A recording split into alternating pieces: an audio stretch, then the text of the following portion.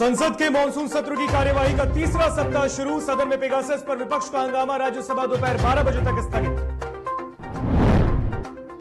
PM Modi digital payment के लिए ई रूपी को करेंगे लॉन्च। आज शाम 4:30 बजे करेंगे लॉन्च।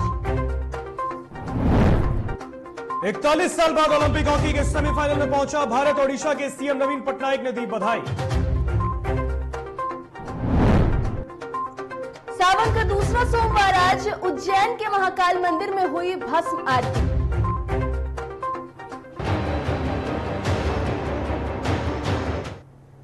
नमस्कार, आप देख रहे हैं डीटीवी भारत। मैं हूं आपके साथ ऋतिक। विस्तार से संसद में पेगासस जासूसी का मुद्दा विपक्ष लगातार उठा रहा है। आज भी लोकसभा की कार्यवाही शुरू होते ही विपक्षी सांसदों ने इस मसले को लेकर नारेबाजी की। विपक्ष की नारेबाजी के बीच ही सदन की कार्यवाही शुरू की गई। पिछले हफ्ते भी विपक्ष ने इस मुद्दे पर जमकर हंगामा किया था और आज भी प्रधानमंत्री नरेंद्र मोदी की मौजूदगी में इस मुद्दे पर चर्चा की मांग की गई। वहीं एक तरफ लोकसभा में जहां पेगासस विवाद पर लगातार हंगामा चल रहा है, तो वहीं राज्यसभा की कार्यवाही शुरू होते ही स्थगित कर दी गई। दोपहर 12 बजे तक राज्यसभा की कार्यवाही को स्थगित कर दिया गया है। बता दें आपको कि आज संसद में मानसून सत्र की कार्यवाही का तीसरा सप्ताह शुरू हो गया है। ऐसे में देखा जाए पूजा, लगातार तीसरा हफ्ता, अब तीसरा सप्ताह शुरू हो गया है। लेकिन अगर देखें तो बीते 2 हफ्ते में कार्यवाही ठीक से हो नहीं पाई है। जो काम होने थे, जितने घंटे काम होने थे, मुश्किल से बामुश्किल 18 से 20 घंटे ये 2 सप्ताह में काम हुए हैं। अगर विपक्ष जो मुद्दे उठा रहा है, चाहे वो पेगासस मामला हो, चाहे वो नया कृषि बिल हो, नए कृषि बिल हो, उसके खिलाफ लगातार सरकार को घेरने की कोशिश की जा रही है और बातचीत नहीं हो पा रही है। इसकी वजह से सदन की कार्यवाही को स्थगित किया जा रहा है। ऐसे में जो जनता का भी पैसा है वो भी बर्बाद हो रहा है। सूत्रों के हवाले से भी बड़ी खबर सामने आ रही है। जो कार्यवाही होनी थी, क्योंकि इस बार अगर आप देखें कुल 19 बैठकें की गई हैं। 19 बैठकों में अगर आप बैठकों का दौर देखें तो इस बैठक में आखिर हो क्या रहा है? आप देखिए, विपक्ष लगातार हंगामे कर रहा है और सदन की कार्यवाही को स्थगित किया जाता है। आज तीसरा सप्ताह शुरू हो गया है और इस बीच भी अगर आप देखें तो पेगासस मामले को लेकर विपक्ष लगातार मोदी सरकार पर हमलावर है। दरअसल पीएम मोदी ने भी ये बातें कही थी कि विपक्ष जो भी हंगामे कर रहे हैं उनके चेहरे भी सामने आने चाहिए। हालांकि उन्होंने भी ये साफ कहा था कि सदन में हम आते हैं तो कई सारे ऐसे मसले हैं जिन पर चर्चा होना बेहद जरूरी है आम जनता के लिए। लेकिन अगर विपक्ष की बात कर ले तो विपक्ष के पास कई ऐसे अहम मुद्दे हैं जिसको लेकर विपक्ष भी लगातार हंगामे कर रही है और इसी सिलसिले में जो कार्यवाही है वो लगातार स्थगित हो जा रही है। चलिए बढ़ते अगली खबर की ओर। डिजिटल पेमेंट के क्षेत्र में भारत आज एक और बड़ा कदम उठाने जा रहा है। प्रधानमंत्री नरेंद्र मोदी आज वीडियो कॉन्फ्रेंसिंग के जरिए ई voucher based digital payment solution यानी कि ई रूपी लॉन्च करेंगे। इसके जरिए लाभार्थियों को मिलने वाले फायदे बिना लीकेज के उन तक पहुंच सकेगा, यानी कि बीच में कोई बिचौलिया या मध्यस्थ नहीं होगा।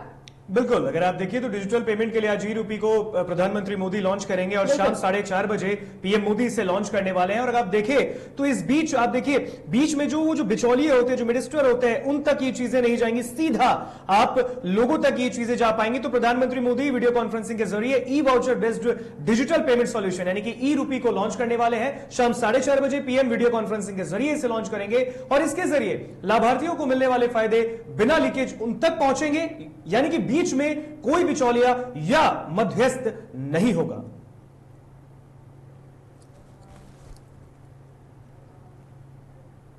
बिल्कुल, भारतीय पुरुष हॉकी टीम ने जो कि ओलंपिक के क्वार्टर फाइनल में कल ग्रेट ब्रिटेन को 3-1 से हराया है। पूजा, अगर आप देखें तो लगातार 41 साल बाद ये उपलब्धि भारत को मिली है। अगर आप देखिए तो एंट्री हमने सेमीफाइनल में कर ली है। कभी ओलंपिक में हॉकी के मैदान की बेताज बादशाह रही भारतीय टीम 41 साल बाद यहां सेमीफाइनल में पहुंची है।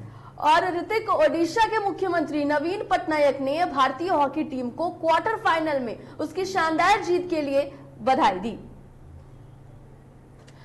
तो ओडिशा के मुख्यमंत्री ने बधाई दी है। अगर हम भारतीय हॉकी टीम की बात करें तो शानदार जीत हासिल हुई है और लगातार जो टोक्यो ओलंपिक है उसमें भारतीयों के अगर प्रदर्शन की बात कर ले तो कई ऐसे खेल है जिसमें अच्छा कर रही है भारत और उसी में भारतीय हॉकी टीम के शानदार जीत के बाद से नवीन पटनायक ने बधाई दी है और सेमीफाइनल में भारत की एंट्री हो गई है। तो लगातार 41 साल बाद सेमीफाइनल में आपको ये बता दें कि हॉकी टीम पहुंची है और उड़ीसा के मुख्यमंत्री ने इसको लेकर के बधाइयां दी है। बिल्कुल, देखिए भारतीय हॉकी टीम तो पहुंची है सेमीफाइनल में। जो भारतीय शेरनियां हैं, यानी कि जो महिला हॉकी टीम है, उसने भी कमाल करके दिखाया है। तो ये करीबन 41 साल बाद एक इतिहास है कि हम सेमीफाइनल में पहुंचे हैं। ओलंपिक्स, जैसा आप देख सकते हैं, वैश्विक महामारी कोरोना के बीच ओलंपिक्स कराया जा रहा है और इस बीच टोक्यो ओलंपिक्स में भारत को लगातार खुशखबरी मिल रही है। भारत के लिए गुड न्यूज लगातार सामने आ रही है। सबसे पहला गुड न्यूज मीराबाई चानू ने दिया जब उन्होंने सिल्वर मेडल जीता वेट लिफ्टिंग में। उसके बाद अगर आप देखें तो पीवी सिंधु ने भी बैडमिंटन में वो भी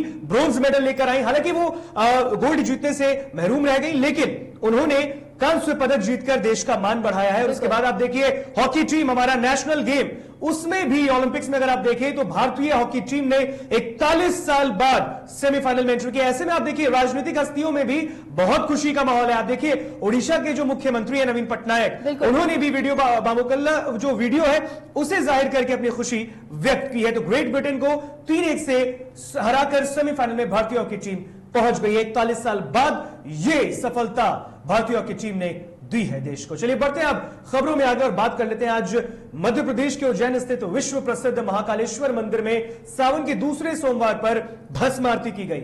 इस बार भी यह आरती श्रद्धालुओं की अनुपस्थिति में हुई है। आज सुबह भगवान शिव का श्रृंगार किया गया, उसके बाद भस्म आरती की गई।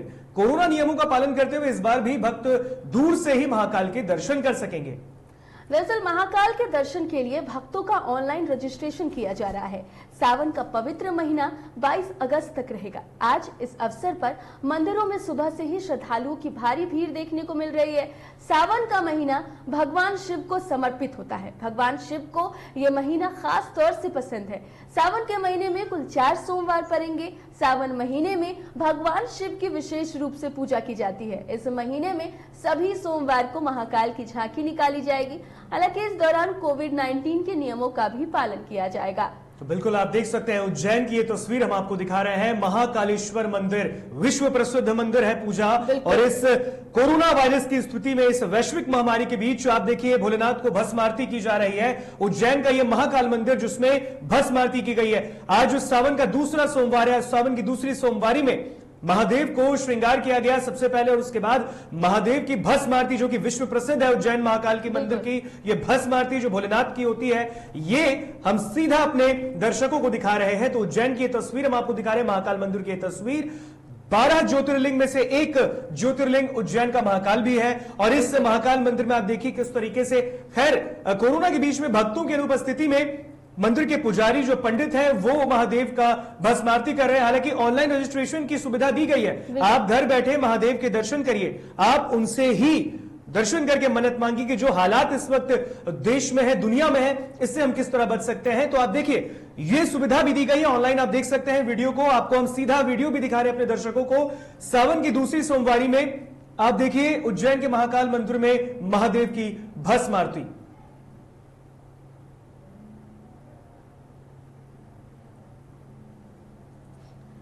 मुख्यमंत्री नीतीश कुमार आज यानी सोमवार को एक बार फिर से जनता दरबार में मुख्यमंत्री कार्यक्रम में लोगों की शिकायतें सुन रहे हैं। 5 साल बाद सीएम नीतीश कुमार ने 12 जुलाई से जनता के दरबार में मुख्यमंत्री कार्यक्रम की शुरुआत की है। कोरोना महामारी के कारण इस बार खास एहतियात बरती जा रही है। तस्वीरों में आप देख सकते हैं कि कैसे बिहार के मुख्यमंत्री नीतीश कुमार जनता से सीधा संपर्क कर रहे हैं। बिल्कुल आप देख सकते हैं पटना में आज जनता दरबार का ये तीसरा सोमवार है। आप देखिए 5 साल बाद सीएम ने जनता दरबार लगाया। इससे पूर्व भी सीएम जनता दरबार लगाते रहे हैं, लेकिन कोरोना के बीच में आप देखिए इस बीच में उन्होंने जनता दरबार लगाया। ये भी बहुत बड़ा चैलेंज है। ये आप देख सकते हैं इस वैश्विक महामारी में सीधा संपर्क जनता से करना, ये कहीं ना कहीं होती है, दिक्कतें होती हैं, क्योंकि जिस तरीके से आप देखिए कोरोना गाइडलाइन का भी पालन करना है। ऐसे में आप तस्वीरों में देख सकते हैं तमाम तरीके से कोरोना प्रोटोकॉल का पालन किया जा रहा है। वहां पर सैनिटाइजर की उपलब्धता है, सोशल डिस्टेंस का बामुकम्मल जो है उसे भी उसको भी किया जा रहा है, उसे भी भरपूर तरीके से उपयोग किया जा रहा है। तो आप देख सकते हैं तस्वीरों में बिहार के मुख्यमंत्री नीतीश कुमार किस तरीके से, चाहे युवा हो चाहे बुजुर्ग हो, जो भी परेशानी लेकर अपनी गए हैं, जो भी अपनी दिक्कतें लेकर बिहार के मुख्यमंत्री के समक्ष गए हैं, सीएम सीधा उनसे संपर्क कर रहे हैं और उनकी समस्या का समाधान कर रहे हैं। कोरोना काल में इस तरीके से जनता की तमाम मुश्किलों को सुनना और जनता दरबार लगाना ये काफी सराहनीय भी है। हालांकि जिस तरीके से अगर बात कर ले कि अलग अलग जिलों से जो लोग आ रहे हैं सामने अपने फरियाद को लेकर के, छोटी छोटी परेशानियां भी है जिसको लेकर के जो लोग हैं वो आते हैं और अपनी परेशानी बताती है। तो जो छोटी समस्याएं हैं अगर उनका जो निचले स्तर से ही अगर उनको निपटा दिया जाए तो सीएम के पास ऐसी छोटी बातें नहीं आएंगी। लेकिन हालांकि जनता दरबार लगाया जाता है और लोगों की फरियाद सुनी जा रही है। ये भी बिल्कुल सही है कि ये जनता जिस तरीके से मुख्यमंत्री से समक्ष सीधा अपनी बातों को रख रही है, जो भी उनकी दिक्कतें हैं, जो परेशानी है जिनसे वो गुजर रहे हैं, वो सीधा मुख्यमंत्री से अपनी बात कर रहे हैं। और मुख्यमंत्री को आप देख सकते हैं सीएम सीधा फोन के माध्यम से जो उनकी परेशानी उसको ठीक भी कर रहे हैं, तो ऑन द स्पॉट इसका निपटारा भी हो रहा है। बढ़ते हैं खबरों की ओर। बीजेपी सहयोग कार्यक्रम आज से शुरू हुआ है। सहयोग कार्यक्रम में पहले दिन पंचायती राज मंत्री सम्राट चौधरी ने लोगों की फरियाद सुनी। सोमवार से लेकर शनिवार तक रोजाना ये सहयोग कार्यक्रम होगा। बता दें आपको कि आम लोगों से लेकर बीजेपी के कार्यकर्ताओं की फरियाद सुनी जाएगी। मंत्री सम्राट चौधरी ने कहा कि कोरोना काल का था और जब कोरोना की स्थिति ठीक हुई तो पार्टी ने फैसला लिया कि सहयोग कार्यक्रम चलाया जाएगा। बता दें आपको कि मंत्री सम्राट चौधरी ने कहा है कि सहयोग कार्यक्रम के जरिए जनता की समस्याओं का निदान किया जाएगा।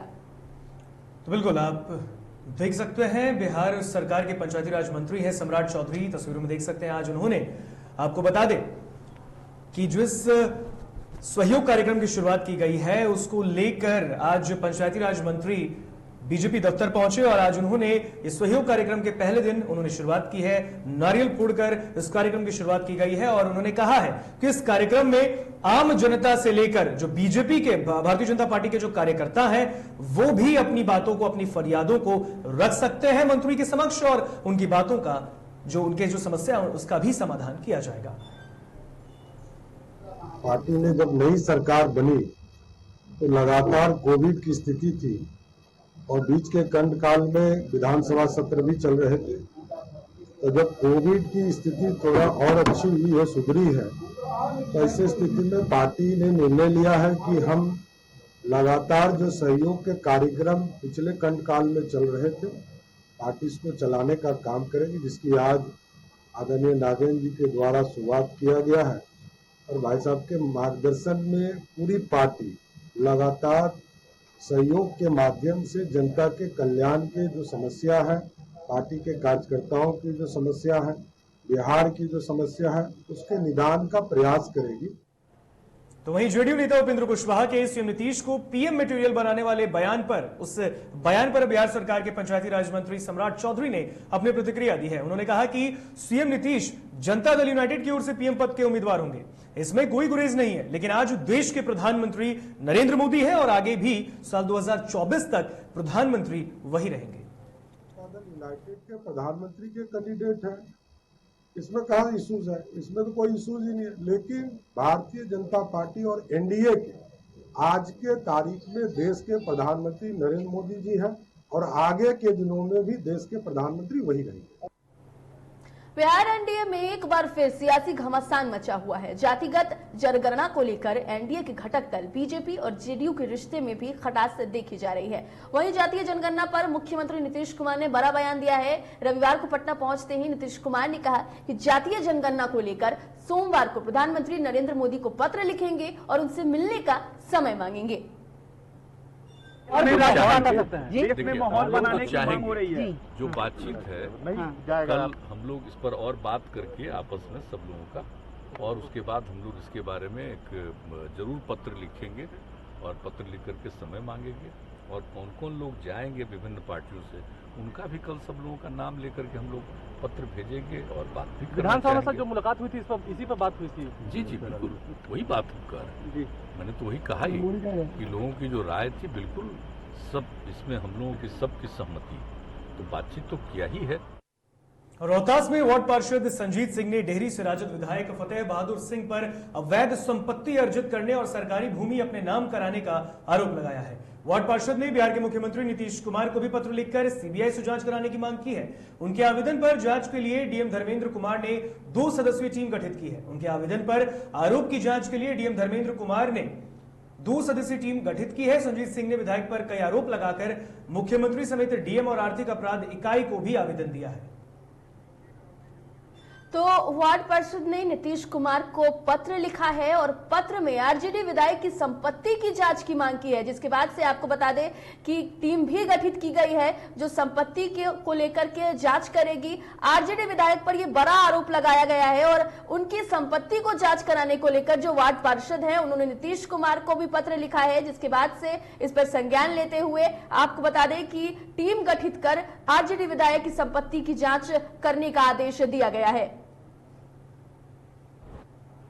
उसमें हमने लिखा था मुख्यमंत्री को कि खाता नंबर 233 प्लॉट 992 और 993 जो खतियान के अनुसार आपको अनावाद बिहार सरकार है, जमीन भूमि है और ये महेश सिंह के नाम से पंजी मतलब रजिस्टर 2 में दर्ज है, उनको कैसे मिला ये जांच का विषय है। और इसमें इसके बाद इन्होंने जैसे अगर ज़मीन किसी को सरकारी ज़मीन या बंदोबस्ती की जाती है तो उसको आप किसी को हस्तांतरण नहीं कर सकते हैं, उसको बेच नहीं सकते हैं और इनके द्वारा उस ज़मीन को क्रय किया गया है। गया के छात्र अमरनाथ सिंह की चीन में संदेहास्पद स्थिति में मौत हो गई, लेकिन अभी तक उसका पार्थिव शरीर भारत नहीं आया, जिसको लेकर उसके परिवार और जिलेवासियों ने शहर में कैंडल मार्च निकाला है और इस दौरान सभी लोगों ने इंसाफ की मांग की है।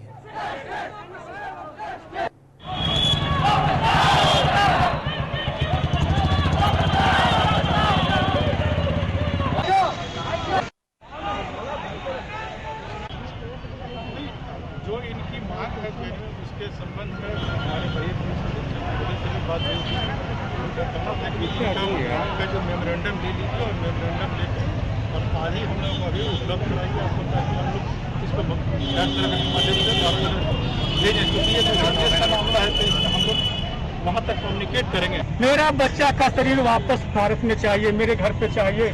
मेरा फैमिली पूरा बर्बाद हो गया है। मेरे 3 भाइयों में सिर्फ एक ही बच्चा था, कैसे हत्या हुई यहाँ पर कोई नहीं देख रहे हैं। बस सरकार से एक ही मांग है कि हमारे सब 25 को वापस दिया मंगवा दिया। भारत सरकार से यही मांग चाहती हूँ कि मेरा भाई वो वापस कर लेकर आ जाए और कुछ अभी तक कोई सूचना नहीं है, कोई सूचना नहीं मिली है। बस एक ही सूचना आई थी कि आपके बेटे का डेथ हो गया, बाकी उसकी तरफ से कोई न्यूज नहीं आया है। क्या हुआ नहीं हुआ कैसे हुआ कोई नहीं। नालंदा में वज्रपात की चपेट में आने से एक ही घर के 2 सदस्य की झुलसने से मौत हो गई। बताया जा रहा है कि धान रोपनी कर महिला अपने दोनों बेटियों के साथ घर लौट रही थी। इस दौरान ये हादसा हुआ। हादसे में महिला और उसकी एक बेटी की मौके पर ही मौत हो गई, जबकि एक बहन घायल हो गई है। वहीं अस्थावा वीडियो ने कहा है कि जल्द ही आपदा के तहत पीड़ित परिवार को सरकारी राशि उपलब्ध करा दी जाएगी। एक ही परिवार के 3 आदमी रोपनी के लिए गए थे, रोपा कर रहे थे। रोपा करके जैसी लौटे तो बादल कड़का और ठनका गिरा, जिसमें 2 गो स्पॉट हो गए, एक ठो का हालत अभी गंभीर है। तीनों माई बेटी धान रोप करके आ रहा था घर वापस, और उसके बाद वापस आ रहा था तो 33 करोड़ वाला जो पोल है वो उस जगह सामने आया, तो उसके बाद ठनक गिरा तो दोनों एकदम वहीं पर मैंने छिटपिटाना अथी हुआ, तो वहाँ से आदमी देखा, उसके बाद वहाँ से टूट पड़ा। इसको टांग टूंग के अपना हॉस्पिटल लाया था। भारी बारिश से बिहार की नदियों का जलस्तर काफी बढ़ गया है। कई इलाके जलमग्न हो गए हैं। नालंदा में लोकाई नदी की 4 जगहों पर तटबंध टूट जाने से कई गांवों में पानी भर गया है, जबकि जहानाबाद में फल्गु, मोरहर, धरदा और बलदैया नदी में उफान के कारण निचले इलाकों तक पानी पहुंच गया है। बिहार शरीफ से जहानाबाद का संपर्क टूट गया है, तो वहीं रोहतास में भी सोन का जलस्तर बढ़ने से कई गांव बाढ़ की चपेट में आ गए हैं।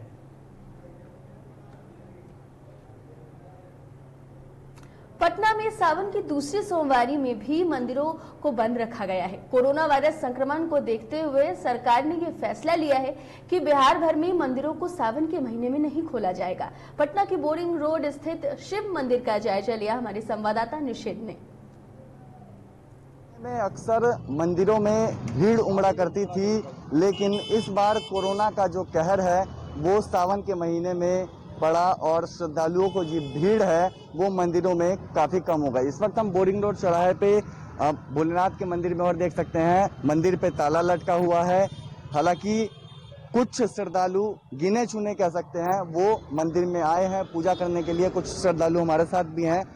इस बार कोरोना का असर पड़ा है और सावन में जिस तरीके से भीड़ भाड़ होती थी इस बार कम भीड़ है। मायूस भी हैं? जी जी मायूस तो है, क्योंकि बहुत दिक्कत हो रहा है पूजा करने में। हर जगह मंदिर सब बंद है, इसलिए पूजा करने में थोड़ा सा दिक्कत हो रहा है जी। अच्छा, सरकार ने फैसला लिया है मंदिर और जितने भी धार्मिक स्थल हैं उनको भी बंद करने का, क्योंकि कोरोना का जो असर है वो काफ़ी है।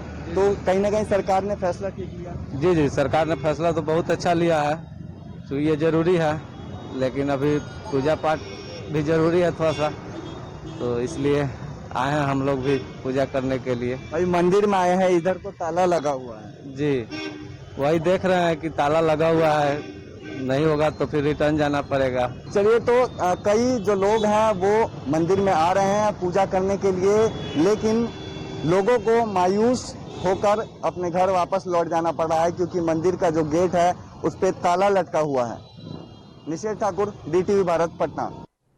रोहतास जिले के शिवसागर प्रखंड में सावन की दूसरी सोमवारी को लेकर सिकरौर गांव में मां सती जवाहरी के मंदिर प्रांगण में स्थित शिव स्थान में श्रद्धालुओं की भीड़ उमड़ी। जहां श्रद्धालुओं ने इस बार कोरोना महामारी में लगे प्रतिबंध को देखते हुए गांव में ही जलाभिषेक करने का निर्णय लिया।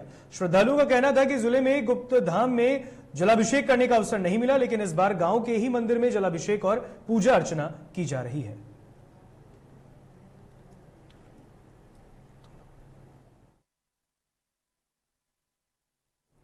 फिलहाल इस बुलेटिन में इतना ही। मुझे और मेरे सहयोगी ऋतिक को दीजिए इजाजत। बने रहिए DTV भारत के साथ। नमस्कार।